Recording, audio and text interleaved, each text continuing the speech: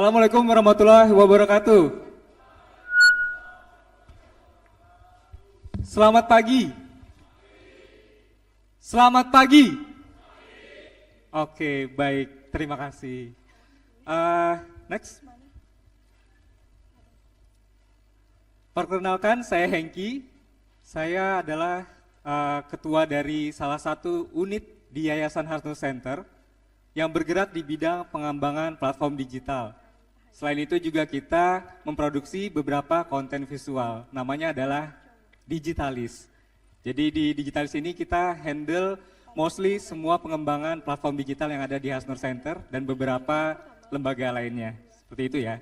Nah, mungkin hari ini saya akan membawakan sesi kali ini bukan berdasarkan teori, tapi lebih kepada pengalaman saya sebagai seorang profesional gitu ya. Nah, ada yang masih ingat gak saya lulusan dari mana tadi? Dari?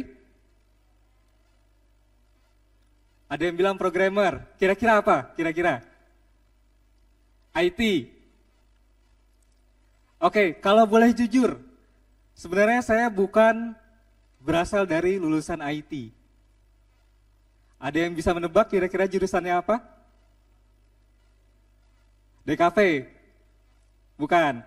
Sebenarnya saya merupakan lulusan pendidikan bahasa Inggris. Oke, menarik ya. Kebayang nggak seorang lulusan pendidikan bahasa Inggris dan ada fun fact lagi sebenarnya. Saya merupakan orang introvert. Jujur saya dulunya tidak terbiasa berbicara di depan banyak orang. Bahkan ketika saya sekolah, kuliah, saya tidak pernah mengambil posisi sebagai ketua. Saya tidak aktif berorganisasi, tapi bayangkan saya bisa menduduki jabatan sebagai seorang ketua Digitalis. Bayangkan. Oke, next. Di sini saya akan mulai dari sebuah pertanyaan untuk semuanya ya. Boleh nanti dijawab.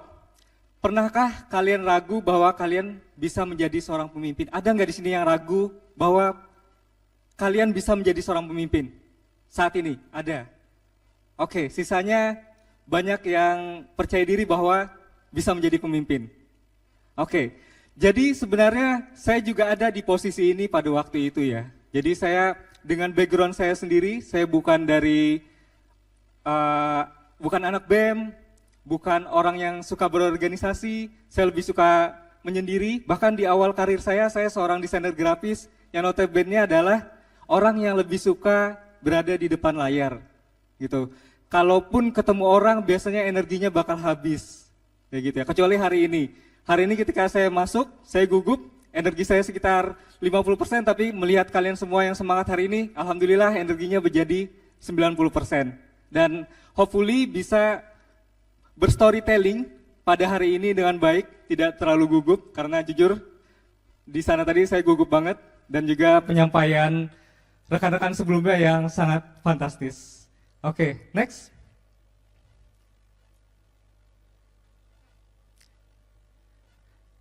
Dulu saya sempat terpikir seperti ini, bahwa apakah mungkin ada orang yang bisa menjadi pemimpin tapi berawal dari orang yang introvert kayak gitu ya. Kalau yang kita lihat seorang pemimpin itu berkarisma dan lain sebagainya. Di sini ada yang percaya nggak seorang pemimpin itu terlahir menjadi seorang pemimpin? Ada yang percaya? Tidak ada? Ada? Oke, ada yang menjawab ada yang tidak. Jadi pemimpin itu kadang memang bisa terlahir secara sendirinya. Jadi pemimpin itu sudah mempunyai bakat dari awal, dia mungkin ketika dia kecil atau ketika dia beranjak menjadi pemuda, dia bisa memberikan sense of leadership sendiri, kayak gitu ya. Nah, namun apakah ada kira-kira pemimpin yang bisa dibentuk melalui sebuah proses atau pengalaman?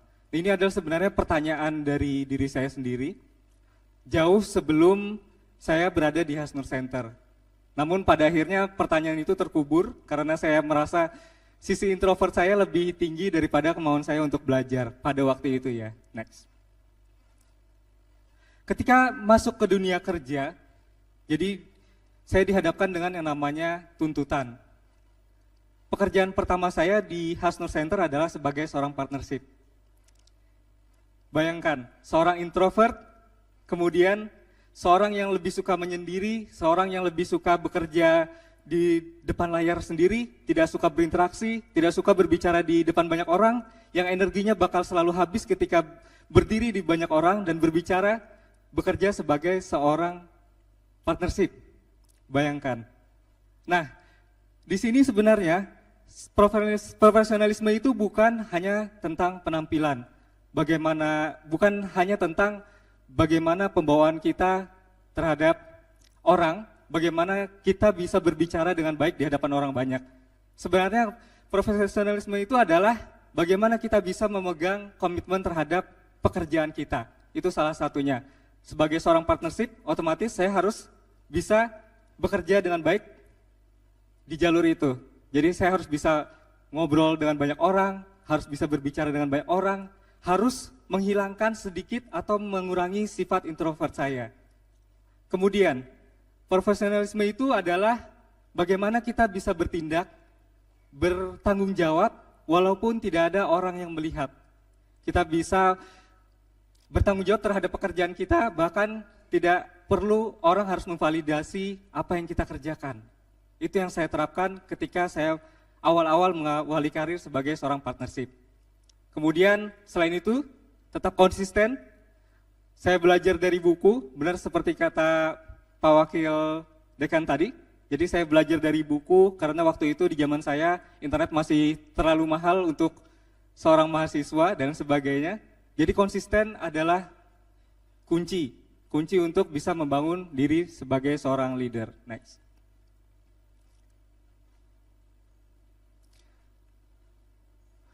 Saya pernah berada di fase seperti ini ya, jadi saya ragu, saya menjalani sebuah pekerjaan itu dalam sebuah keraguan.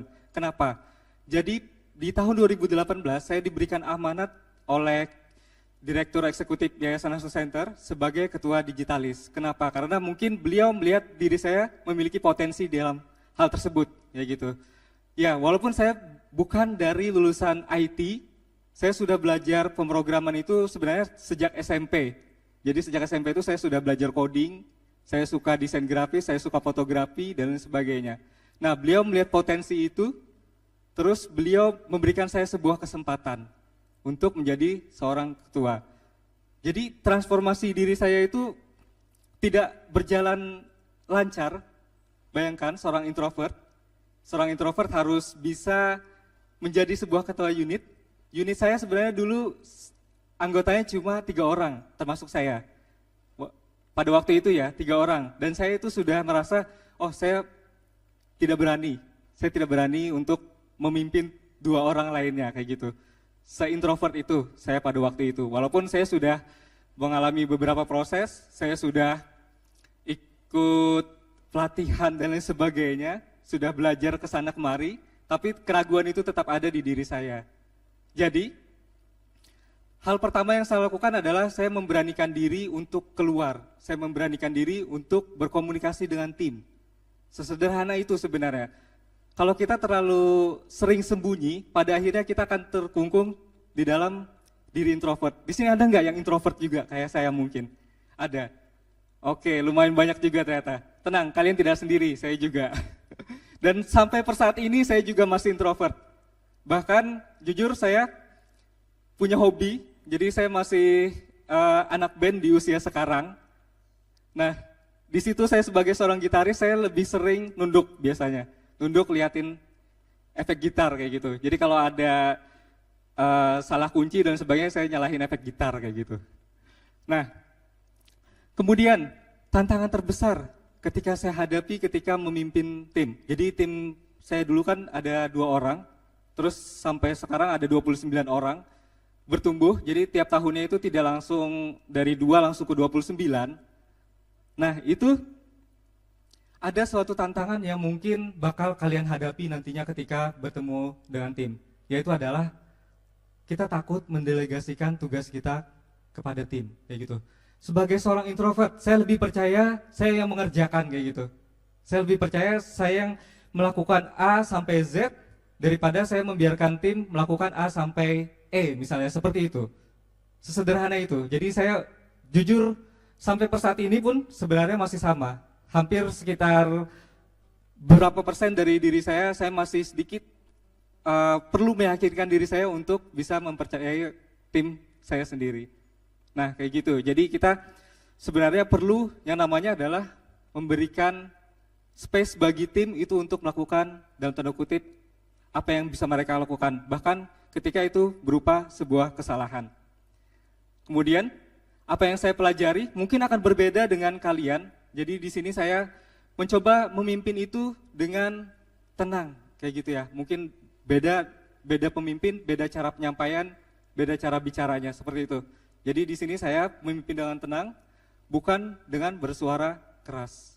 Jadi mungkin setiap orang bakal punya pengalaman berbeda, apalagi tim yang saya pimpin itu juga mostly adalah 80%-nya introvert. Bayangkan. Di dalam satu ruangan, di ruang digitalis itu, ruangan paling hening di Hasnur Center, bayangkan. Gimana kalian, mungkin ada beberapa orang yang, oh kok sepi banget kayak gitu ya. Nah di digitalis itu beneran sepi, bahkan ketika kita mau ngobrol ke sesama tim itu kadang lewat WA. Saking introvertnya, temennya di sebelah itu kita lewat WA kayak gitu. Tapi itu memang adalah challenge di beberapa tempat ya, jadi memang tidak semua bisa kita treat sama. Kadang ada tempat kerja yang memang harus rame, jadi ketika kita masuk kita harus, wah heboh kayak gitu. Kalau enggak asik dan enggak kerja kayak gitu. Tapi di digitalis beda, digitalis itu perlu keheningan. Bahkan ketika ada yang berisik, kadang itu yang mengganggu sebenarnya.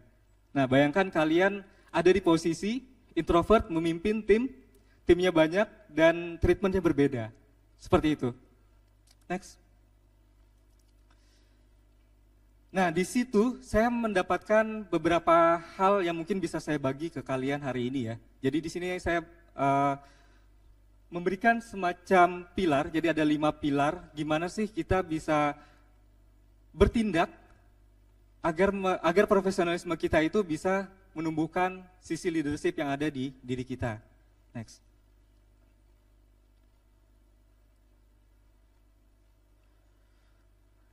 Sebagai seorang pemimpin, sebagai seorang profesional, kita itu tidak boleh hanya mengambil alasan tanpa bertanggung jawab kayak gitu ya. Contohnya misal, kita tidak boleh ketika tim itu memiliki kesalahan, kita tidak boleh mengorbankan tim. Misal tim kita punya kesalahan yang berkaitan dengan klien, kita nggak boleh mengambil alasan bahwa kesalahan itu bukan dari diri kita, tapi kesalahannya ada di tim kita. Nah itu bukan satu sifat dari pemimpin yang sejati. Seorang pemimpin harus bertanggung jawab apapun kesalahannya, kesalahan dari tim kayak gitu. Terus boleh nggak kira-kira kita beralasan, mengambil alasannya? Boleh, tapi untuk pembelajaran. Jadi apapun kesalahannya kita ambil sebagai pembelajaran dan tentunya harapannya tidak terulang. Jadi apapun kesalahan tim, kalian adalah orang pertama yang bertanggung jawab. Kenapa? Karena tim itu perlu yang namanya kepercayaan. Mereka perlu percaya kepada pemimpinnya. Ketika pemimpinnya menyalahkan timnya, maka tim tidak akan percaya. Tim akan susah percaya kepada kita dan apa? Tujuan dari leadership adalah kita harus memiliki visi yang sama. Ketika seorang tim sudah tidak percaya kepada pemimpinnya, itu kadang bakal susah memiliki visi yang sama terhadap pemimpinnya. Nah itu yang harus kita terapkan kepada tim, yaitu accountability.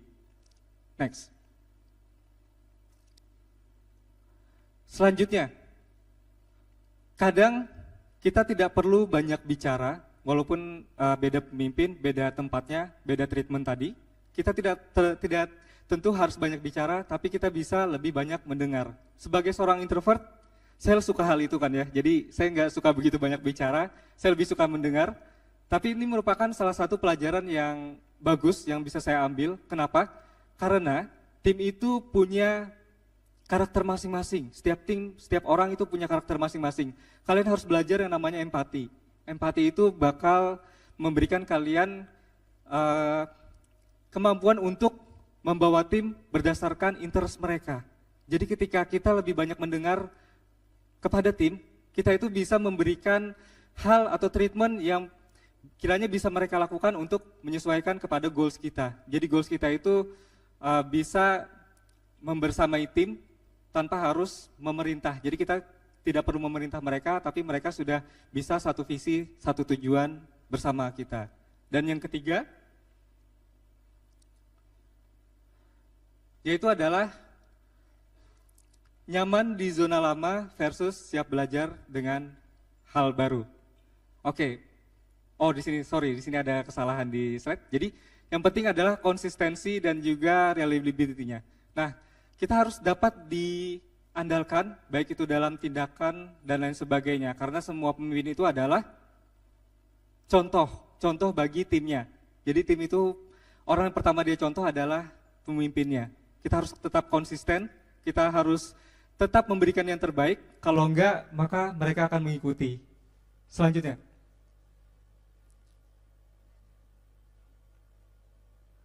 Nah, kemudian yang selanjutnya adalah tetap belajar. Tidak ada akhir dari sebuah pelajaran ya.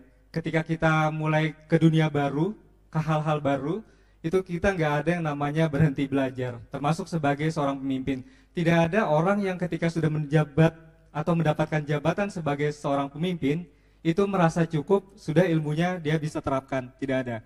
Jadi sebagai seorang yang memimpin itu harus tetap banyak belajar. Contohnya nih, kasusnya di tempat saya, di Digitalis ya. Nah, di Digitalis itu identik dengan perkembangan teknologi. Kalau dulu AI cuma bisa generatif. AI cuma bisa memberikan respon berdasarkan apa yang kita tulis di kolom chat kayak gitu ya. Itu yang terjadi beberapa waktu yang lalu, bukan beberapa dekade yang lalu, seperti itu. Beberapa bulan kemudian, apa yang bisa dikerjakan AI? Apa kira-kira?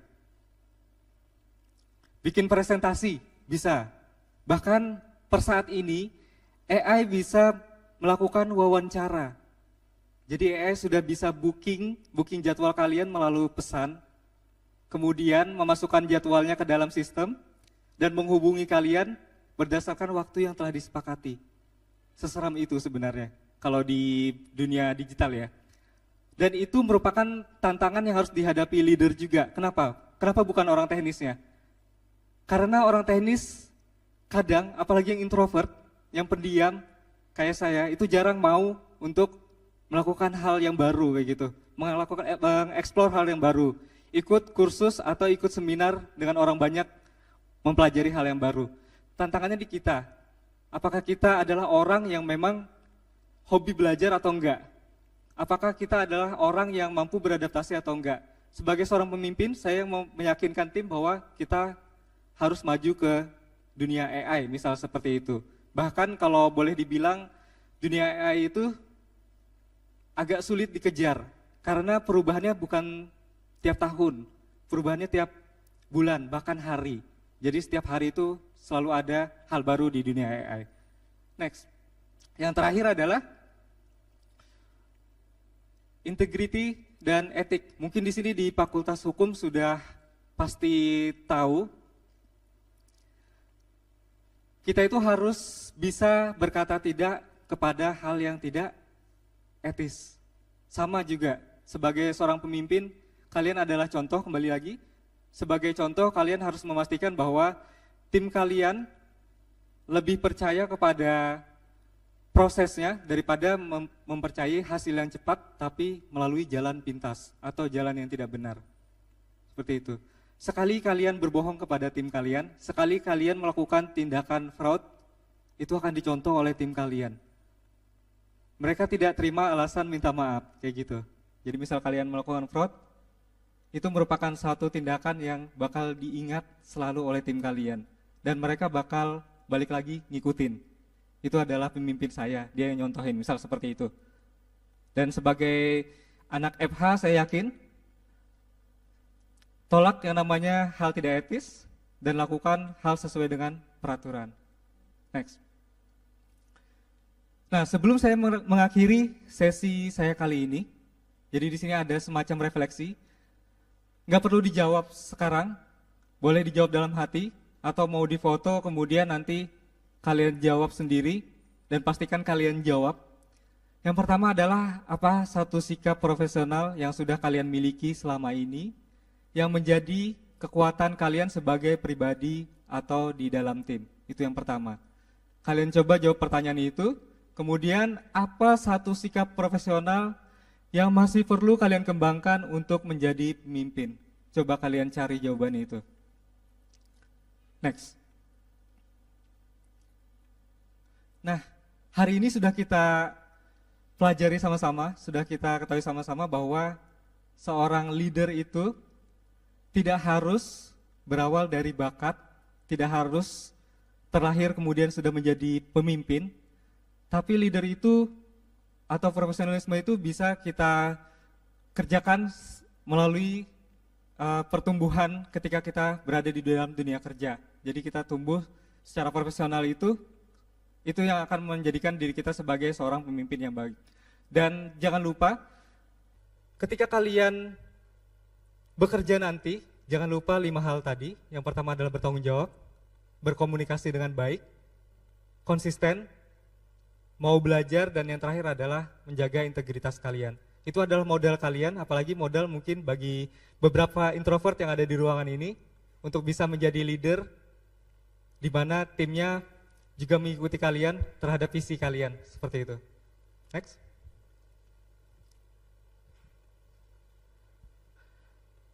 Jangan menunggu keadaan memaksa kalian. Contohnya seperti saya tadi, jangan menunggu ketika kalian mendapat pekerjaan, kalian harus dipaksa memiliki jiwa kepemimpinan. Tapi mulailah dengan hari ini, mulailah dengan sebuah langkah kecil, menunjukkan profesionalisme kalian, kemudian bertumbuh sebagai pemimpin. Karena setiap langkah kecil yang kalian lakukan itu merupakan bagian penting yang nanti akan membantu kalian meningkatkan profesionalisme kalian. Demikian dari saya, terima kasih. Wassalamualaikum warahmatullahi wabarakatuh.